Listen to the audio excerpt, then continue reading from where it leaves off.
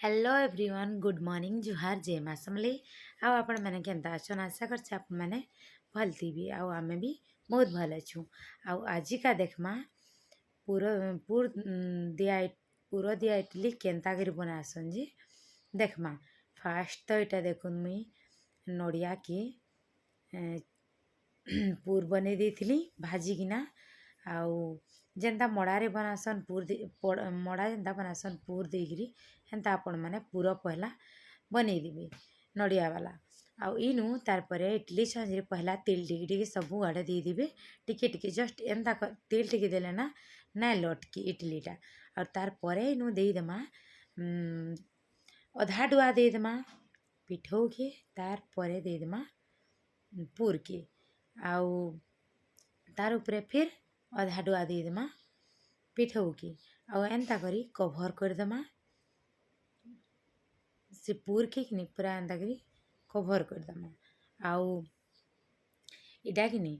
देखुन बस एंता ही करबे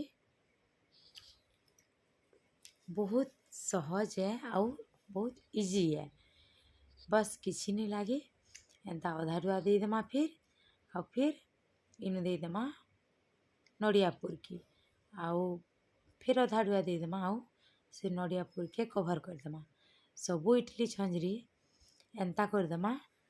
आउ तार परे आमे बसईदेमा इडली छंजरी आ मस्त 10 मिनिट परे रेडी हो जिबा हमर पूर वाला इडली आउ इटा तो आपण मैंने जानते गोटे दिन आगु बाटी नहीं थे पिठौ के आउ एंता कर बनाबे आउ बहुत सॉफ्ट है बहुत भल होता तार बनई बादाम वाला चटनी आउ टमाटर चटनी आउ बहुत बहुत टेस्टी लगुला हेल्दी भी है आउ इन मुई इटा देख जोड़े प्लेट बाहर करेचे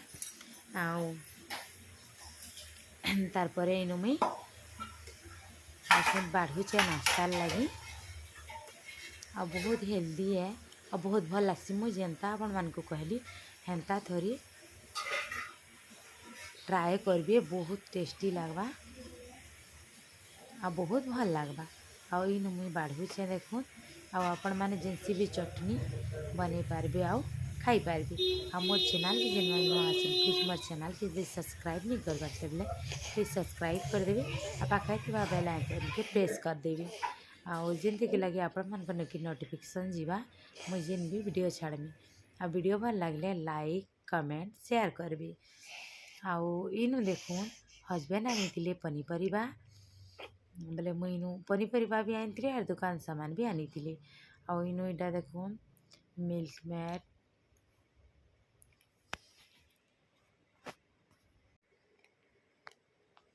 तारपरे आउ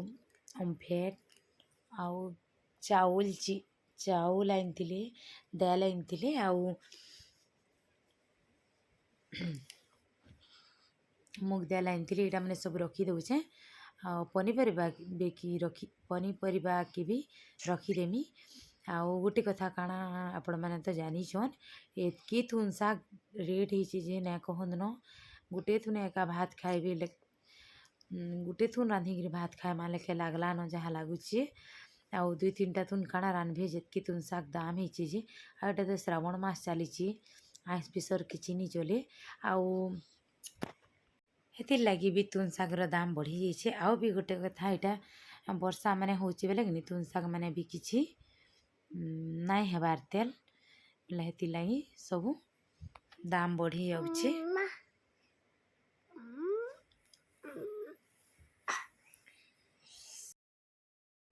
तारपरे इनु टाइम हो 9:30 सब पनीपरिया रखी सारे आ मुई इनु खाऊचे नाश्ता आउ बहुत भल लगुला बहुत सॉफ्ट होता आउ मस्त मड़ा लेखे लगुला जेनता कि सीझा मड़ा बनासन हेन्ता ही लगुला आउ